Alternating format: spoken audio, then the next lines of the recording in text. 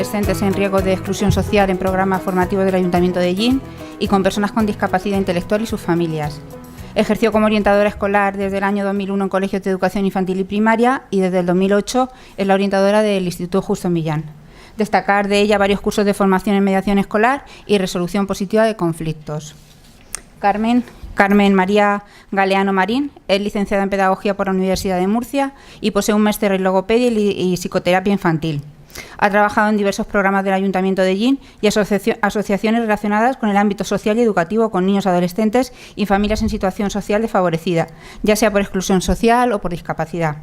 Desde 2005 ejerce de orientadora escolar en las etapas de educación infantil y primaria para la Junta de Comunidades de Castilla-La Mancha y desde el 2011 es la orientadora del centro del Colegio Público de La Olivarera.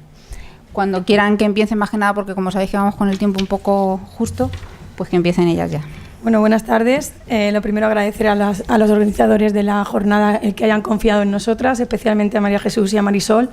Decir que no somos especialistas en el tema, somos orientadoras de a pie, que estamos en nuestros centros, pero sí que hemos visto la necesidad de formarnos.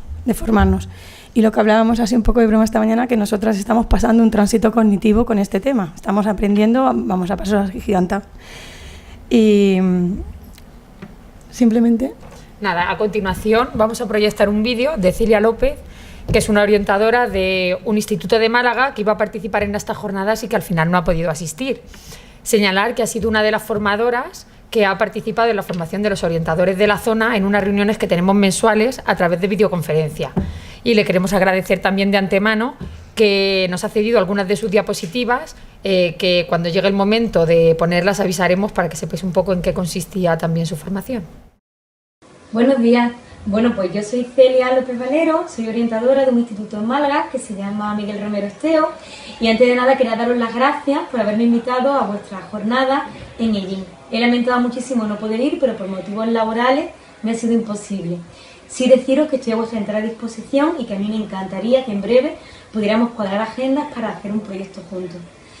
Quería mandarle un mensaje a Esther y a Carmen, que van a llevar mi testigo, van a exponeros el material que les ofrecí hace un tiempo y bueno, que creo que es muy interesante para entender lo que es la transexualidad y explicar los indicadores que la diferencian y se identifican.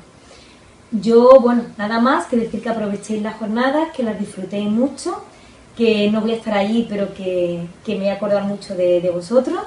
Y me gustaría terminar con una frase que he oído a María Jesús López Iniesta, que creo que tiene que estar por ahí, y es que realmente la identidad no es un problema, puesto que todos tenemos una identidad, pero que negar una identidad sí es uno de los mayores actos crueles que se puede hacer a la humanidad. Muchísimas gracias por escucharme. Hemos titulado a nuestra ponencia Educar en la diversidad y lo primero que se nos ocurrió a Carmen y a mí fue pensar en los principios básicos que el protocolo habla en el ámbito educativo que deben de regir la diversidad de identidad y expresión de género, que deben de ser la diversidad y la inclusión. Pues se nos ocurrió buscar en el diccionario de la RAE, el Real Academia Española de la Lengua, y para cada uno de estos términos existen dos definiciones. Si las leéis, están marcadas en rojo las dos marcadas en rojo tienen unas connotaciones parecidas y las verdes tienen otras connotaciones. Las rojas te dicen que diversidad es variedad, de semejanza o diferencia y que la inclusión es una acción o efecto de incluir. Sin embargo, las verdes dicen que la diversidad es una abundancia, una gran cantidad de cosas variadas, ¿no? Y una conexión, una amistad de alguien con otra persona. Si nos centramos en las definiciones en rojo, pues se da por hecho que existe un grupo de referencia en el que todos sus miembros cumplen una norma común y que hay otras personas diversas que son diferentes, semejantes a esos grupos y que hay que incluirlas, ¿vale? El dibujito que hemos puesto arriba pues haría un poco alusión a esas definiciones. Sin embargo, las definiciones marcadas en verde pues hacen referencia a que simplemente en un grupo hay personas y que todas las personas, todas somos diversas y se entiende la diversidad como una fuente de enriquecimiento. Está claro que todos los que estamos aquí no aceptamos, aceptamos estos dos términos, no estaríamos en la parte de arriba, ¿verdad? Ni haríamos exclusión ni haríamos segregación, todos consideramos que estamos en la parte de abajo. Ahora bien, ¿qué tipo de definiciones tenemos? ¿Seguimos pensando que hay que incluir a alguien en un grupo o seguimos pensando que todos somos diferentes y estamos por igual en el mismo grupo? Para reflexionar. Aquellas variables que pueden producir diversidad en las personas pues son muchísimas, las que nos ocupa hoy es el género, y todas y cada una de ellas pues forman parte de una pluralidad del ser humano. Y una frase para reflexionar: si normalizamos la diversidad no tendremos que hablar de integración, sino que simplemente y llanamente hablaremos de convivencia.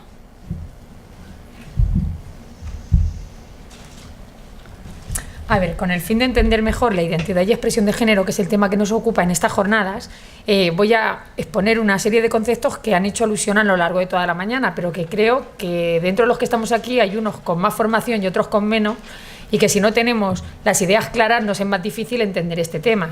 Entonces, sí decir que voy a utilizar ese dibujo que creo que es bastante aclarativo y podemos visualizar mejor los conceptos.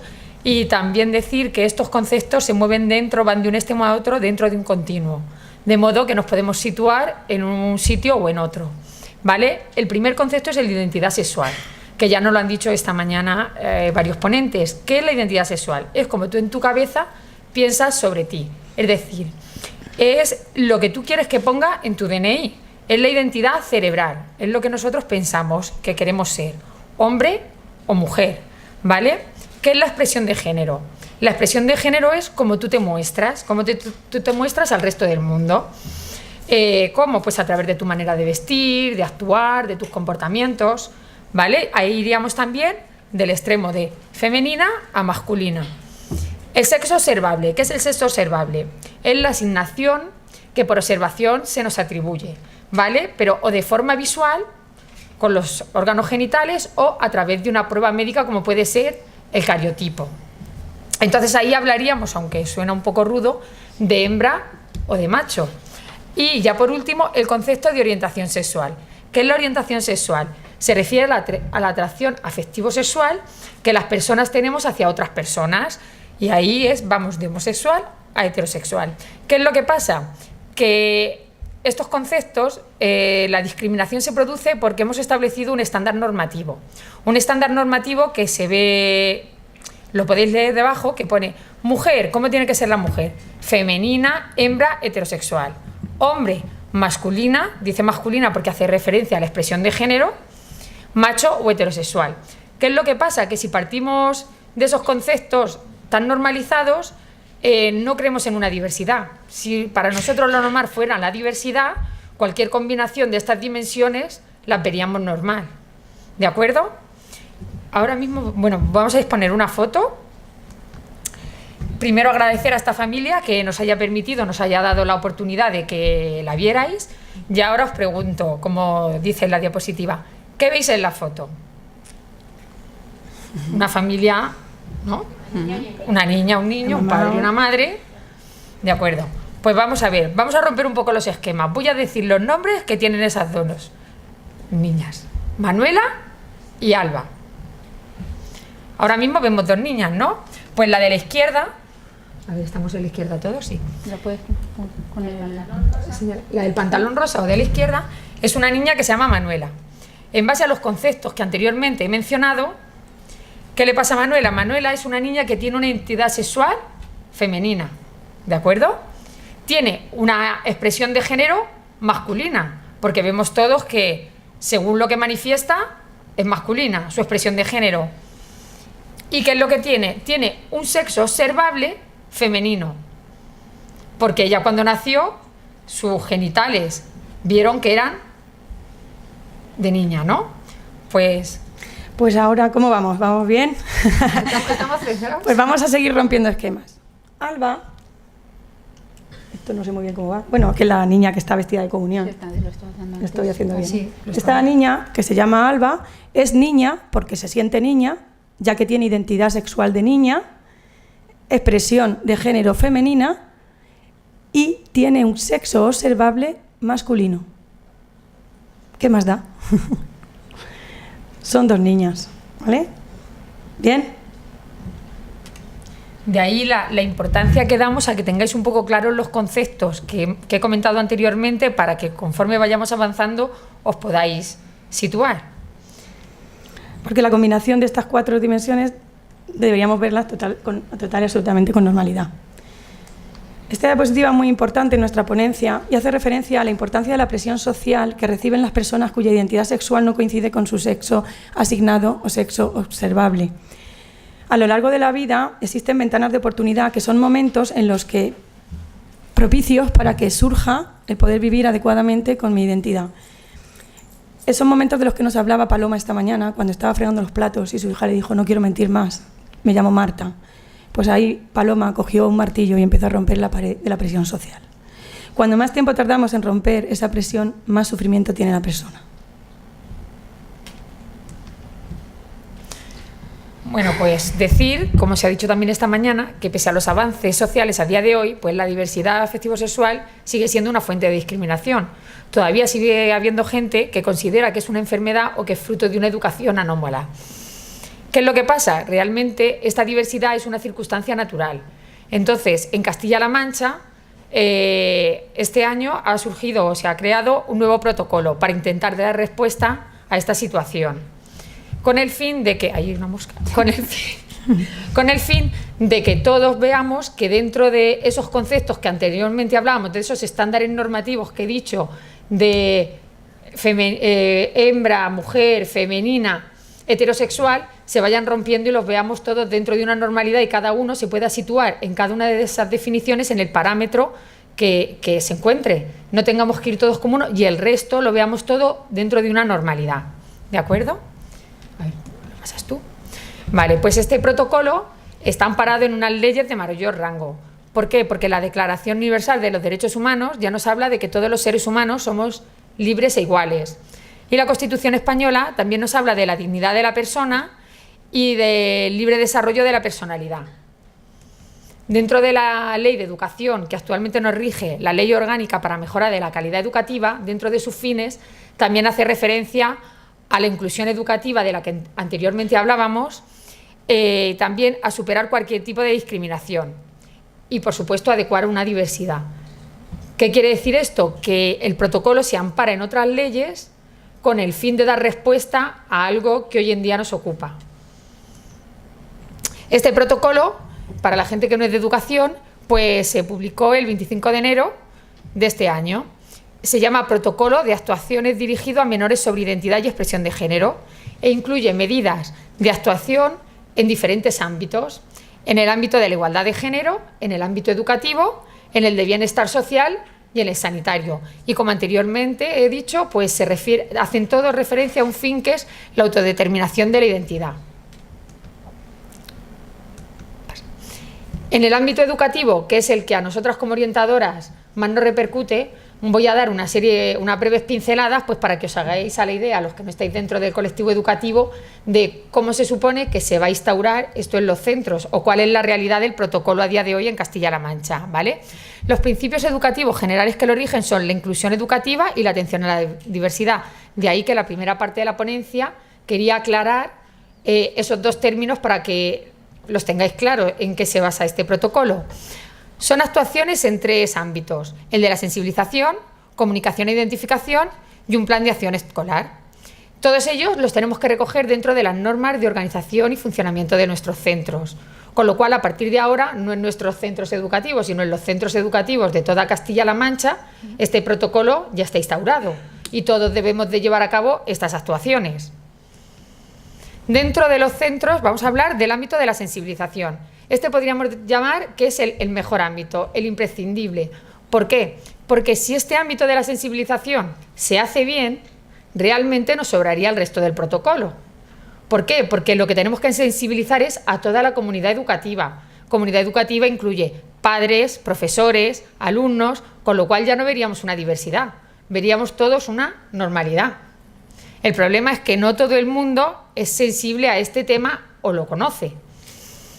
Entonces, actualmente, dentro del ámbito de la sensibilización, en los centros educativos, dentro de los objetivos de centro, pues se va a gestionar el tema de la educación sexual y de género y de la no discriminación. Y dentro de la PGA, que para los que no estéis en los centros es una programación que se hace anualmente, con lo cual se hace a principio de curso y se va revisando y para el año siguiente se puede ir modificando, pues se van a incluir actividades de sensibilización. Actividades de sensibilización, charlas, jornadas, ponencias, ¿vale? Con el fin de visibilizar la realidad de la diversidad sexual y de género, porque actualmente es un tema bastante desconocido, creo que no solo para el colectivo educativo, sino para todos. Es un tema que ha estado ahí guardado y aunque estaba y existía, pues no le hemos dado la importancia que tiene. Y ahora nos pasamos al siguiente ámbito. Este es el de comunicación e identificación. ¿Qué es lo que pasa con este ámbito? En el momento en el que algún miembro de la comunidad educativa ve que hay un alumnado en el que su sexo sentido no se corresponde con su sexo de identificación, pues hay que tomar una serie de medidas. ¿Qué serie de medidas es esta? Pues cualquier miembro de la comunidad educativa que sea consciente de ello tiene que avisar ¿a quién? Al tutor. Ese tutor hablará con el jefe de estudios y el jefe de estudios y tutor derivarán al orientador. ¿Qué es lo que hará el orientador? El orientador, no él solo, sino en colaboración con el profesorado, pues previo consentimiento de la familia, iniciará una valoración. Posteriormente se informará a la familia sobre los recursos públicos y se hará una derivación voluntaria a los servicios e instituciones que se consideren necesarias. ¿Por qué? Porque aunque en el centro educativo veamos que hay unos indicadores que nos pueden dar indicios de que ese niño o esa niña no tiene una identidad sexual que se corresponde, o su sexo sentido no se corresponde con su con su identificación, ¿vale? Pues hay que intentar ayudarle en todo momento. Entonces, se iniciaría el protocolo. ¿Qué es lo que pasa? También hay situaciones en las que no es la comunidad educativa la que puede observar esos indicadores, sino que es la propia familia la que puede llegar al centro educativo y decirle: estoy observando esto en casa, ¿qué puedo hacer? Entonces ahí, previa autorización familiar, se iniciaría también el protocolo, ¿vale? Y se trasladaría la información al equipo docente y inspección. Sí señalar que cuando los padres o tutores no respetan la identidad sexual del menor, se pondrá en conocimiento del Servicio de Familia y Menores de la Consejería de Bienestar Social. Y ya por último, un plan de actuación escolar. ¿Qué quiere decir plan de actuación escolar? Veis que pone: hemos llegado tarde.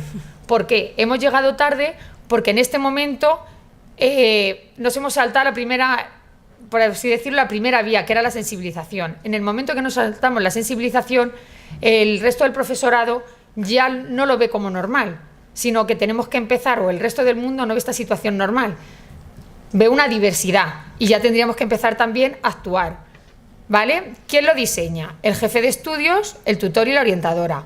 ¿Cómo? Pues garantizando en todo momento una confidencialidad y de forma personalizada. ¿Y qué debe de incluir? Pues debe de incluir que, pues como estábamos diciendo, formación y sensibilización. ¿A quién? A toda la comunidad educativa, tanto alumnado como profesorado, como padres. Nosotras confiamos que en un futuro, esto de lo que estamos hablando aquí, ya estaremos todos muy formados, muy sensibilizados y no será necesario llevar a cabo ningún protocolo, porque todo estará en un mismo nivel y normalizado. Dentro de nuestro protocolo también el plan de actuación escolar, ¿vale?, recoge una serie de medidas organizativas que están recogidas y siempre se llevarán a cabo, que son que el centro escolar velará por el respeto, que se indicará al profesorado y al personal que tenemos que tratar siempre al niño con su nombre sentido, ¿vale? Su nombre sentido elegido es el que él quiere tener. Esta documentación, bueno, este nombre será el que el niño recibirá en todo momento con el trato que le dé el profesorado personal del centro y el que aparecerá en los documentos de centro, siempre y cuando estos documentos no sean internos o oficiales, pero sí en todos los documentos públicos, de modo que el niño o la niña se sienta lo más cómodo posible. Se permitirá que use la vestimenta conforme a su identidad y si no existiesen aseos y vestuarios mixtos, se le dará a elegir que asista al aseo que se sienta más cómodo. Y en las actividades extraescolares también se le garantizará pues, que se le atienda de forma a su identidad sexual. Sí comentar que nos parecía importante señalar que antes de que surgiera el protocolo, estos casos ya existían en los centros. Decir que esto es unas orientaciones sobre una alumna de educación primaria con identidad de género masculina, ¿de acuerdo? Que en un centro educativo pues surgió el caso y se pusieron en contacto, se llevó a cabo el protocolo sin estar instaurado, ¿de acuerdo? Eran unas medidas que ya había que tomar para dar una respuesta educativa adecuada y la información que se transmitió desde las instituciones educativas pues fue, como pone aquí, de carácter pedagógico, pues que no se tendría que hacer ningún tipo de modificación en el currículum en los temas que no atañeran a la identidad de género, identidad sexual, pero que sí que, por el contrario, pues habría que tener cierto cuidado en los temas transversales. ¿Qué entendemos por temas transversales? Pues en la educación en valores, a la hora de hablar con los niños, a la hora de sensibilizar. Eso sí que lo tendríamos que fomentar pues de una forma para que todo entrara pues dentro de una diversidad, que es a lo que deberíamos de tender. Y luego, de carácter organizativo, si podéis observar, también las recomendaciones que se dieron son las que actualmente son las que se encuentran en nuestro protocolo, que es lo que he comentado anteriormente. En la documentación, pues en la documentación de listas, boletines, citaciones, exámenes, pues debería aparecer el nombre sentido por el alumno, el nombre que él quiere. Y en cambio, en las cosas ya de registros oficiales, tiene que aparecer su nombre que aparece en su DNI, que es el que le asignaron por su sexo observable, cuando en realidad él tiene una identidad sexual que no se corresponde con su sexo sentido, ¿de acuerdo? Y luego, pues también en los llamamientos, lo que hemos comentado, en los agrupamientos dirigidos, habría que tratarlo también con el nombre sentido y ya. Más o menos es un resumen de... Bueno, pues nosotras, en una lectura reflexiva del protocolo, porque es función nuestra cumplir la ley en los centros, recalcamos que lo más importante que vemos es la sensibilización que tenemos que hacer todos en los centros. Vemos importante que haya charlas, que haya talleres, que haya incluso una asignatura, pero lo más importante que vemos es que el contenido de la identidad y expresión de género sea un contenido transversal, que todos los profesores se crean, ya sea el profesor de tecnología industrial, el de filosofía, el de matemáticas o el de inglés, tiene que coger como suyo ese contenido y meterlo en su currículum. Debe de hacerse en todos los centros, con todas las partes de la comunidad educativa, y resaltar el porqué. Pues simplemente somos partidarias de que trabajando una buena sensibilización en este tema mejoramos en general en convivencia, no solo para este tema, para todo. Una reflexión: bajo las posibles conductas discriminatorias existe, que son al fin y al cabo lo que vemos que hace una persona, existe lo que piensa y existe lo que siente. Las conductas discriminatorias que podemos ver en nuestros centros educativos son simplemente la parte del iceberg, esa pequeña parte de arriba. Lo que de verdaderamente es gordo es lo que está debajo, que son los pensamientos y los sentimientos. Vamos a imaginar una situación que puede ser real. Un alumno insulta a otro, aludiendo a su condición de género o sexual con el fin de ofenderle. Y vuelvo a repetir que puede ser en la clase de la asignatura nueva, puede ser en la clase de inglés. ¿Vale? ¿Qué suele pasar? Pues que el profesor recrimina verbalmente al alumno y le pone una amonestación que conlleva una sanción. Muy bien. Pregunto, ¿está solucionado el problema? No. Hay que hacer eso, evidentemente, pero entendemos que hay que hacer más cosas. Hay que hablar con el que insulta, hay que hablar con el que ha sido insultado, con el grupo. Hay que crear un clima de expresión de emociones. Hay que cambiar pensamientos. Y así no solo trabajaremos esa parte del iceberg, sino que trabajaremos esa. Las personas nos movemos por emociones. Esta mañana he oído palabras de miedo. África nos hablaba de miedo de los médicos a escuchar. Pilar nos hablaba de miedo de los padres. Paloma nos hablaba de miedo del director, ¿os acordáis? ¿El miedo es bueno o es malo? Pregunto. El miedo no es malo, lo que puede ser malo es cómo reaccionamos al miedo. Las personas, cuando sufrimos miedo, podemos tomar dos caminos. El primer camino es evitar el estímulo que me provoca ese miedo, evitamos el problema, o podemos hacer una reestructuración cognitiva, o sea, porque el ser humano es el único ser que evolutivamente ha evolucionado con un córtex cerebral que le permite que los pensamientos pueden modificar emociones. Entonces, solamente propongo un ejercicio, ¿vale? Imaginad que estáis en casa, lo vais a hacer, os propongo que lo hagáis en casa, ¿vale? Que dediquéis 30 segundos de vuestro tiempo a pensar en esta situación. Vais por la calle y os encontráis con una mujer que se acerca a vosotros y os saluda por vuestro nombre y os dice que se alegra mucho de veros, que cuánto tiempo sin veros y tal, y tú te quedas ahí bloqueada porque no sabes quién es. Empieza a hablar contigo y entonces pues llegas a la conclusión de que esa persona, esa mujer, tú la recuerdas como un amigo, un niño masculino amigo que tenías de la infancia y hace muchos años que no has visto. La reflexión es que penséis en qué emociones os generaría. No en qué pensaríais, sino en qué emociones os generaría. Si alguien quiere compartir esa reflexión con nosotros, ahí tenéis nuestros correos electrónicos oficiales de la Junta para que podáis mandarnos algún mensaje. ¿Vamos muy mal de tiempo? 5 minutos. Vale. Os pido que lo hagáis, pero de verdad, hago hincapié en que reflexionéis sobre las emociones que os genera. No penséis en pensamientos, solo en qué emociones. Es un examen de autoevaluación que yo he hecho conmigo misma. Si imaginando esta situación en que se os acerca una mujer y resulta que es un amigo de la infancia, os produce, sin saber por qué, emociones de rechazo, tenéis que formaros más. ¿Vale? Bueno, pues ahora vamos a exponer unas diapositivas, que son las que nos ha cedido Celia, ¿vale? Que lo hemos comentado anteriormente, que nos van a ayudar dentro del proceso de identificación de la identidad sexual del alumnado. Decir que vamos a hablar de unos comportamientos y de unos indicadores. Pensar que no quiere decir que un niño tenga estos indicadores o estos comportamientos, vamos a decir ya que tiene un problema de identidad sexual, que se tienen que dar pues esos indicadores y otros más, ¿de acuerdo? Entonces, los comportamientos generales característicos. Es habitual en los niños, cuando viven con una identidad una identidad sexual que no le corresponde a su sexto sentido, pues que tengan un nombre pensado correspondiente a ese sexto sentido, ya lo usen habitualmente o no. Les incomoda usar los servicios. Hay niños que son incapaces de ir al baño en toda la mañana y que son capaces hasta incluso de hacerse pipí encima por el simple miedo o el rechazo que les genera ir a un servicio que no se corresponde con su identidad sexual. Suelen ser niños con problemas disruptivos en el aula, porque incluso maltratadores de otros compañeros, que eso es un reflejo de la conducta que ellos reciben, porque no se sienten valorados ni se sienten cómodos, siempre tienden pues más a discriminarlos en el sentido de que ellos no se sienten así. Les cuesta concentrarse y destacar sobre todo que los síntomas en la pubertad suelen ser de angustia, de miedo, de vergüenza, de ahí la importancia que el tránsito social...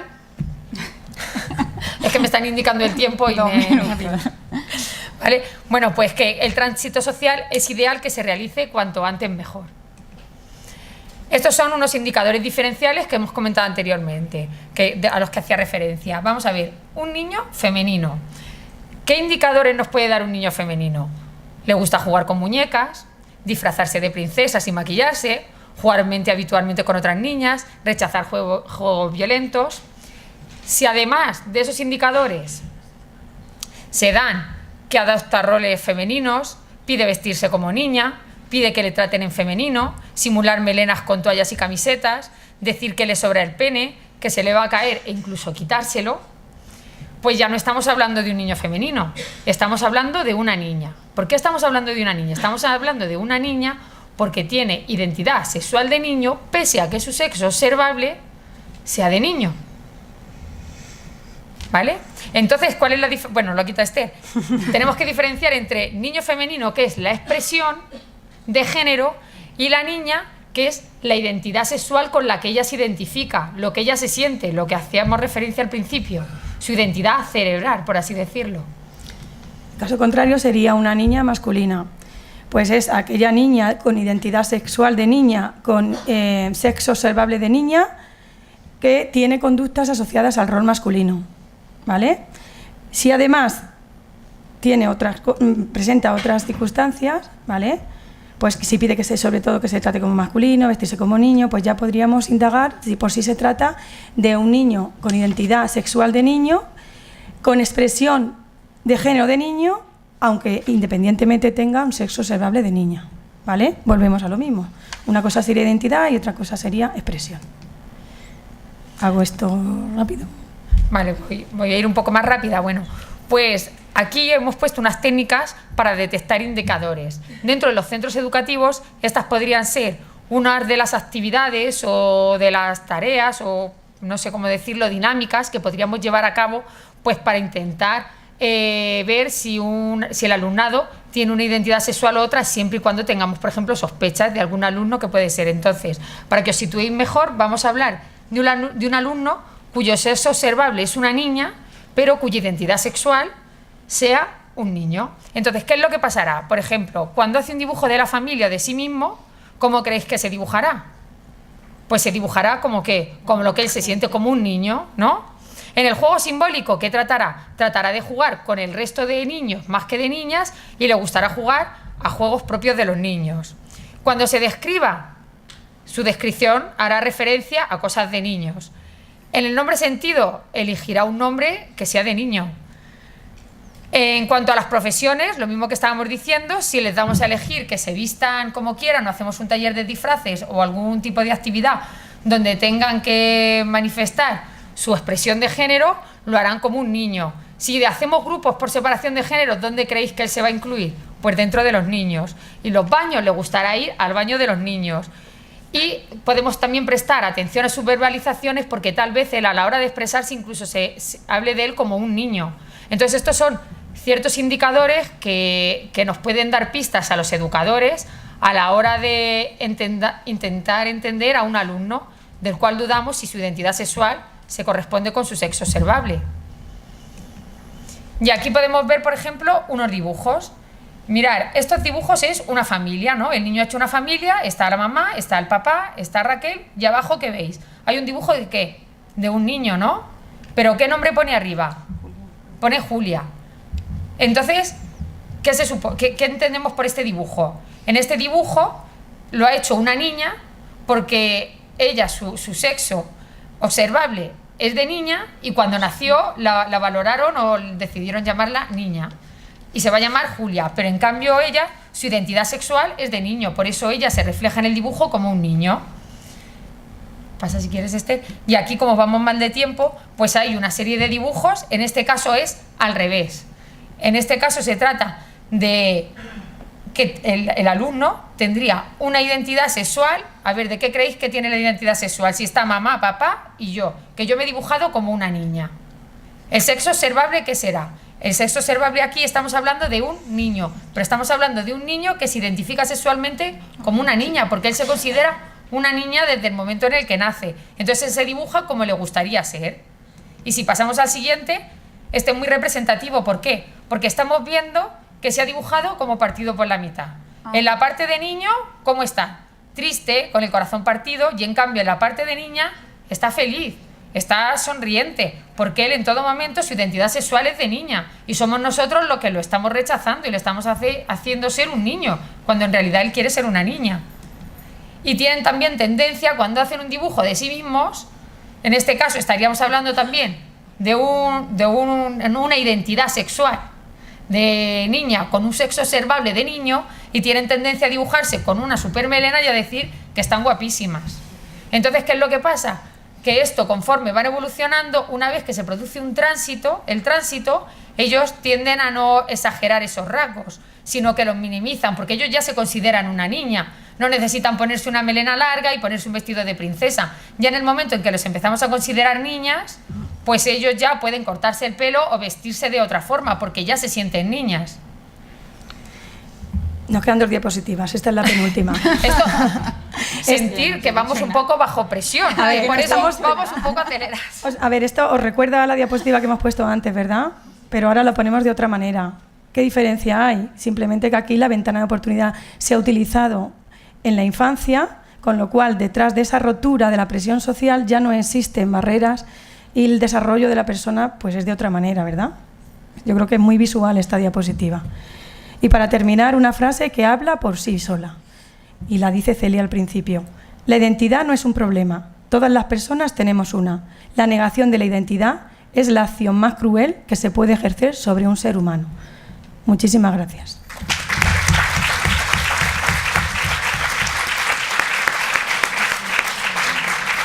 ¿Tenéis alguna pregunta? Y si no, ¿tenéis alguna pregunta para hacerles?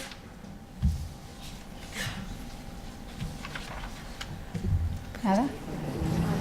Quería preguntar una cuestión es, a la hora de, por ejemplo, si el niño en clase, el niño en clase que quiere llamarse de una determinada forma, hablemos con los padres tienen una actitud contraria digamos, ¿cómo actuar en ese caso? lo dice el protocolo, ¿no? Si el niño menor manifiesta que tiene una identidad sexual que no se corresponde como está siendo tratado, no tenemos que pensar mucho, tenemos que cumplir la ley. Y la ley nos dice que tenemos que ponerlo en conocimiento de menores, porque se considera una negligencia. Igual que si un niño tiene una enfermedad y no se le lleva al médico, o sea, o tiene otras circunstancias. ¿Vale? Hombre, sí que es verdad que en un principio, antes de llegar a ese paso, se trata de intentar hacer ver a los padres, claro, cuál es la realidad de su hijo y cómo lo está pasando, e incluso, como dice en el protocolo, ponerlo en contacto con otros servicios o instituciones que le pueden dar una visión que tal vez que por falta de formación no tiene. ¿Qué es lo que nos falta? A mí sí que me gustaría reflexionar sobre eso, que realmente el proceso de sensibilización es súper importante. Para nosotras ha sido también, estamos, como decimos Esther y yo, haciendo un tránsito cognitivo. Un tránsito cognitivo. ¿Por qué? Porque este es un tema que desconocemos. Una vez que lo empiezas a conocer, si todos conociéramos este tema y todos lo viéramos con total normalidad, como estamos diciendo, que hay una diversidad y todos la aceptáramos, no haría falta ningún protocolo. Y nosotras tenemos un miedo adaptativo, como decía esta mañana. El miedo adaptativo, que creo que ha sido positivo, porque hemos pensado, nos dio mucho miedo cuando se nos propuso venir aquí. Muchísimo miedo, porque nos consideramos igual o menos que gente que está ahí sentada. O sea que, pero sí que es verdad que tenemos que hacer esta sensibilización en los centros. No tenemos que pensar, es que tenemos que hacerla. Está por ley.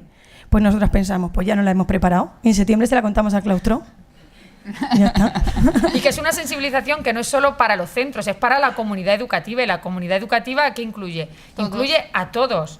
Entonces, si todos fuéramos capaces de mentalizarnos y ver la vida de otra forma, no tendríamos no solo una mente cerrada en un tema, sino en muchísimos temas. Es admirable que los niños esto lo perciben de otra forma completamente distinta a nosotros. Ellos ven este tránsito, tú en un centro, si haces este tránsito, cuanto más pequeño es el niño, más normalizada es la situación. Ellos ese tránsito lo asumen como una cosa muy normal.